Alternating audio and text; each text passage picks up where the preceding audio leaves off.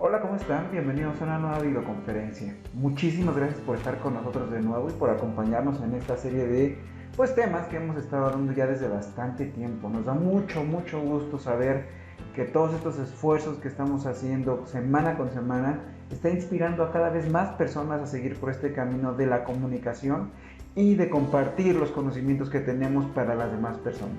El día de hoy, el tema que seleccionamos para todos ustedes es un tema que en lo personal me gusta mucho compartirlo, justo porque es algo que nos mueve mucho desde adentro. Es el tema de las repercusiones que tiene la hipoacusia, las repercusiones integrales que tiene la hipoacusia en la calidad de vida del adulto mayor. Este tema lo dimos hace más o menos un mes en el marco de un foro sobre la salud de los adultos mayores, en un congreso de geriatría, y bueno, platicamos mucho acerca de qué es lo que le pasa realmente y cuál es el impacto que tienen las personas, los adultos mayores en este caso, al debutar con hipoacusia. Entonces vamos a comenzar, y algo que nosotros siempre hacemos es tratar de hacer una conexión pues muy directa con la emoción, porque al final el hecho de vender aparatos auditivos, como siempre lo hemos comentado, tiene una carga emotiva muy fuerte. Es por eso que, bueno, nos encontramos con este poema que nos habla acerca, y ya sé lo que están pensando cuando escucharon la palabra poema, pero dense la oportunidad, que nos habla un poco acerca de, pues, cuál es la vida que lleva una persona adulto mayor cuando tiene un problema como la hipoacusia. Se llama El viaje de Sara. Con abejas en la cabeza, con el corazón tan lleno de amor pero tan vacío de historias nuevas, con tanto que decir pero tan poco que escuchar. Así se despide Sara, entre ecos y susurros inexplicables, entre memorias y visitas distantes, sin entender por qué, sin entender cómo, sin entender en qué momento se convirtió en ornamento, en una pintura. De esas que te cuentan una historia completa sin decir ni una sola palabra. Así es la vida de una persona con hipoacusia. Se va diluyendo, se va deshaciendo poco a poco, y las capacidades comunicativas, de interpretación de mensajes, las capacidades de por lo menos convivir con su familia, cada vez se van deshaciendo. Entonces, el viaje de Sara ejemplifica lo que pasa con muchos pacientes que por un lado no son diagnosticados o por el otro lado no son atendidos. ¿Qué nos dicen los que saben? Cuando me refiero a los que saben, pues básicamente hablo de organismos internacionales como la Organización Mundial de la Salud. La sordera es la disminución total o parcial de la capacidad auditiva. Esta definición es tan clara y tan puntual como otra tan buena que ellos tienen, que es: la salud es el completo bienestar biopsicosocial y no solamente la ausencia de enfermedad. A mí normalmente este tipo de definiciones me dejan más o menos así, sin entender un poco y a lo mejor con contextos medio ambiguos en donde uno no sabe pues qué es lo que nos están diciendo, ¿no? Entonces, tratemos de entender un poco. El tema de la hipoacusia, como ustedes muy bien lo saben, es un tema muy complejo que se puede desarrollar en cualquiera de las porciones del oído, entendiendo que evidentemente el oído, como ustedes bien lo saben, se divide en externo, medio e interno, y entendiendo además que cualquier cosa que dañe alguna de las estructuras antes mencionadas va a generar algún daño conocido como hipoacusia. Entendiendo además que dependiendo de dónde esté el daño, las repercusiones biológicas van a ser diferentes. Si el paciente tiene un problema en el oído medio o en el oído externo, se tratará básicamente de un problema conductivo, en donde el síntoma prevalente es el no oigo, el necesito más volumen para escuchar lo que me estás diciendo. Mientras que por otro lado, los pacientes que tienen un problema en el oído interno van a referir este síntoma de no te entiendo, oigo pero no entiendo. Entonces, independientemente del lugar y de la causa, el impacto que tiene la hipoacusia en la calidad de vida del individuo es devastador. Por otro lado, si nosotros nos ponemos a pensar que una de las causas más importantes de hipoacusia neurosensorial es el envejecimiento, entonces entendemos un poquito más allá por qué los pacientes con hipoacusia neurosensorial, los adultos mayores, tienen esta sensación de que por más fuerte que le hablemos, no nos entienden. ¿Cuáles son las causas entonces? Pues la principal, la edad, con un componente neurosensorial bastante marcado. Por otro lado, la exposición a medicamentos. Platicaba hace unos días con un colega acerca de estos grupos poblacionales en donde hay un abuso de medicamentos y donde ya no nada más nos limitamos como antes a hablar de medicamentos ototóxicos claramente definidos como los aminoglucósidos, sino que ahora se abre una brecha muy grande de pacientes que van a requerir auxiliares auditivos, como por ejemplo los pacientes con tratamiento antirretroviral o los pacientes con tratamiento oncológico como la quimioterapia o la radioterapia. En sí, ahora existe un grupo mucho más grande de pacientes que por la polifarmacia van a requerir de alguna forma de el diagnóstico temprano y el tratamiento oportuno de su hipoacusia. Existen pacientes también que desarrollan hipoacusia por infecciones crónicas como la otitis, y existen pacientes que desarrollaron hipoacusia por causas congénitas, es decir, de nacimiento. Si entramos un poco en materia, ¿cómo escuchamos los mexicanos? La sordera en México no está muy bien estudiada, y si tú, el que me estás viendo, te dedicas a la venta y distribución de cualquier cosa relacionada con la audición, me podrás dar la razón. En México, datos medio oficiales nos dicen que hasta el año 2018 existían alrededor de 1.2 millones de personas con algún grado de sordera, con cualquiera, desde el grado muy superficial en donde el paciente no tiene muy bien identificado que hay algún problema, es decir, son estos pacientes que, como ustedes saben, únicamente empiezan a sentir inconvenientes en ambientes desafiantes, hasta pacientes con ya un grado de sordera muy definido en donde ya no se pueden comunicar o ya no escuchan nada cuando se trata de un problema profundo o con restos auditivos. Si nosotros distribuimos de manera etaria a este total de pacientes, a este universo de pacientes, alrededor del 59.7% de ellos son adultos mayores.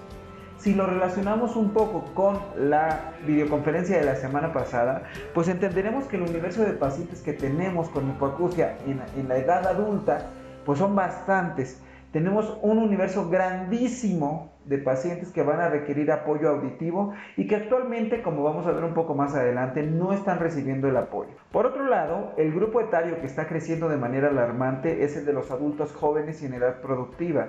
Hasta hace algunos años este 25% que tenemos ahora era alrededor del 15%, y si nos vamos más atrás estaríamos alrededor del 10%.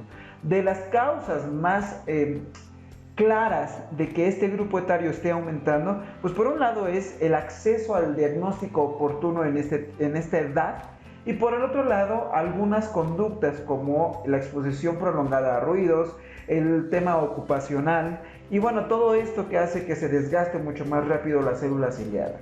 En el último grupo nos encontramos con las personas menores de 15 años, en donde tenemos aproximadamente un 15.3% del total de los pacientes que requieren algún grado de apoyo auditivo.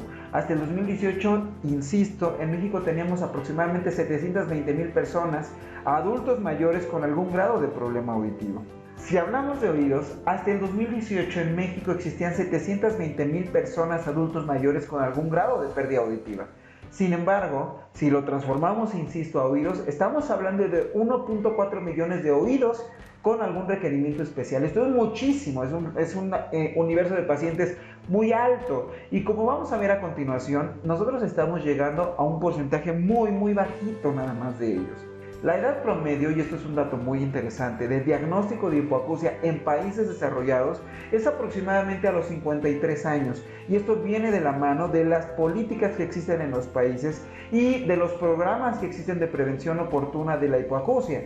En México es a los 71 años y seguimos con un rezago muy importante.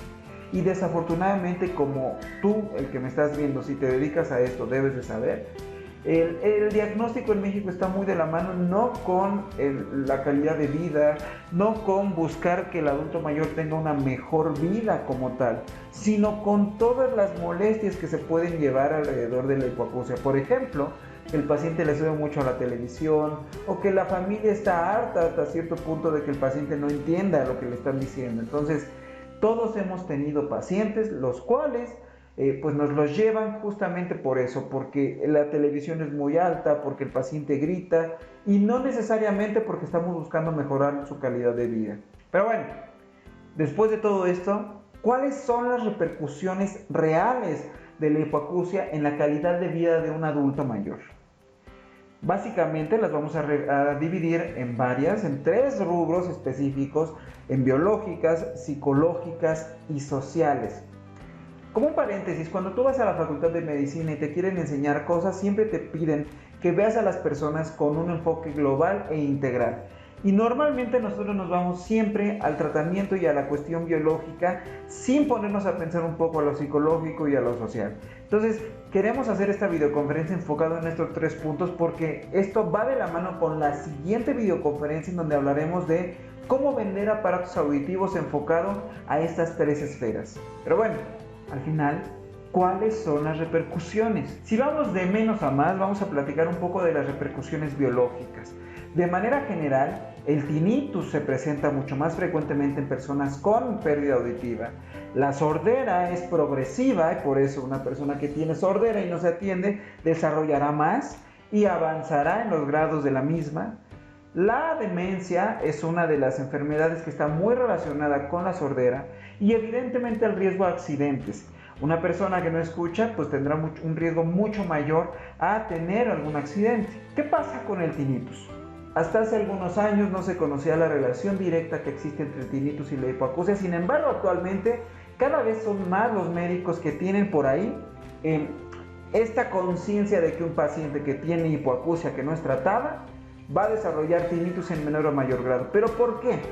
Primeramente tenemos que aclarar que el tinnitus es la percepción de sonidos inexistentes, que pueden ser desde zumbidos, desde tonos, campanas, abejas, etcétera, etcétera, etcétera. Hay una estrecha correlación entre las pérdidas auditivas crónicas que no se tratan y la aparición de este síntoma, simple y sencillamente por lo siguiente. Nosotros sabemos que hoy por hoy existen neuronas en espejos en la corteza auditiva primaria que van a estar relacionadas con la cóclea. Entonces, cuando se mueren las células ciliadas de la cóclea, pues sí, dejan de procesar el sonido, pero las células en espejo de la corteza auditiva primaria siguen vivas.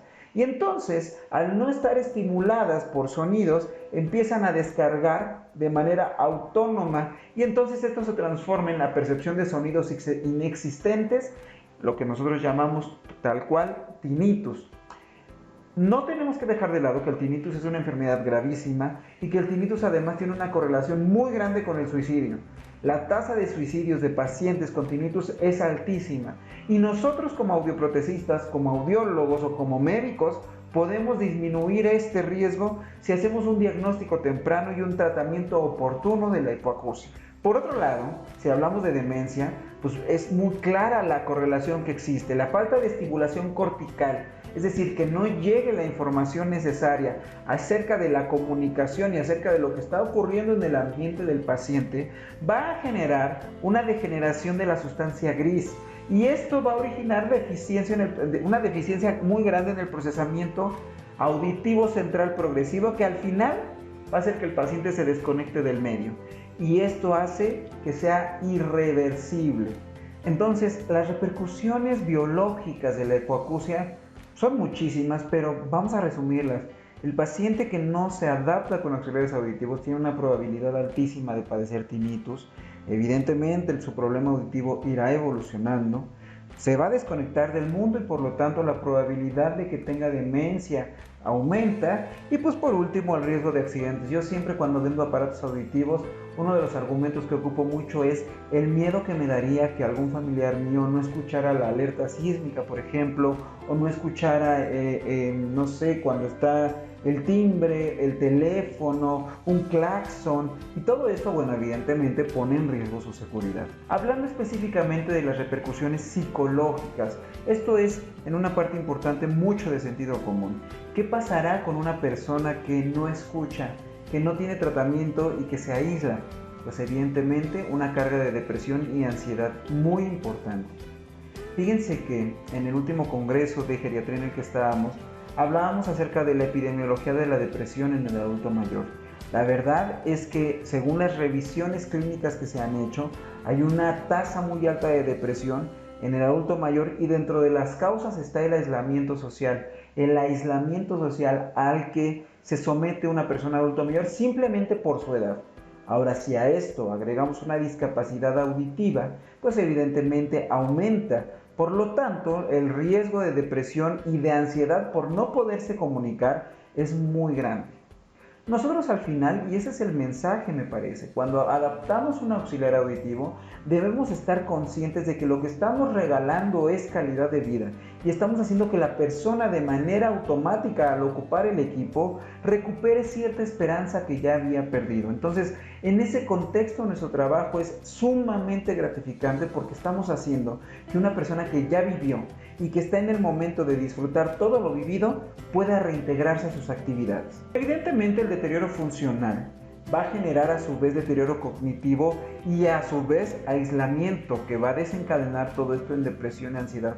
Tenemos que considerarlo de manera muy seria. El colocar un aparato auditivo es una responsabilidad muy grande que va a hacer que la persona recupere su calidad de vida. Respecto a las repercusiones sociales, pues tenemos que hablar de lo siguiente. México, como vimos en la videoconferencia pasada, no es un país que brille por tener los mejores programas sociales para los adultos mayores. En este contexto, por supuesto, tenemos que pensar desde la globalidad que si hay muchos adultos mayores que no tienen una calidad de vida adecuada por cuestiones económicas y demás, pues ¿qué pasará con las personas adultos mayores que no escuchan? Una de las repercusiones más importantes es la discriminación. En México, la tasa de desempleo de personas adultos mayores ha crecido muchísimo, un 322% desde el año 2007, y eso es importante de considerar porque una de las razones por las cuales no se contrata un adulto mayor es por los problemas auditivos. Entonces hay que tomar en cuenta el hecho de que nosotros le regalemos la capacidad de volver a escuchar, no solamente lo reintegra a sus actividades familiares. Tenemos que ponernos a pensar en el escenario más crudo, en donde un adulto mayor en México tiene que seguir trabajando. Entonces el hecho de que tenga un aparato auditivo lo va a ayudar a que pueda continuar con sus actividades laborales y que pueda seguir desempeñándose de una forma económicamente activa. Entonces, sí es de pensarse, una repercusión social muy importante es el desempleo, y con un auxiliar auditivo nosotros podemos cambiar esta realidad. Para terminar, tenemos la oportunidad de cambiar la vida de las personas.